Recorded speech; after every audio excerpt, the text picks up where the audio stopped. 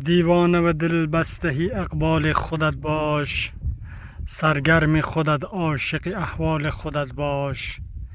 یک لحظه نخور حسرت آن را که نداری، راضی به همین چند قلم مال خودت باش. دنبال کسی باش که دنبال تو باشد، این گونه اگر نیست به دنبال خودت باش. این گونه اگر نیست به دنبال خودت باش. دوستان عزیز، اینجا یکی از جاهای قشنگ و بسیار اساس هست. اینجا آب بوده جوان هست. جای شما خالی دوستان، ما که بسیار لذت میبریم از دیدن از آب. جای همه شما دوستان خالی.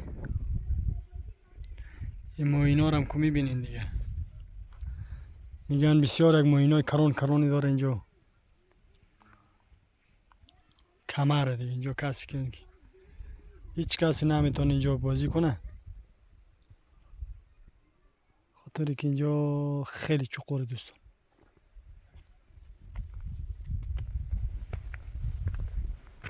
سری پیش بریم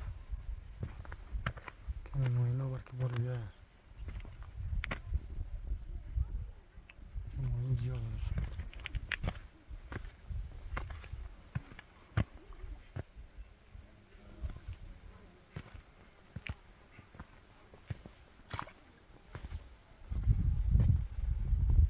موینا فرار نکنن دوستان، خیلی موینه. اینجا کسانی که موین گیرن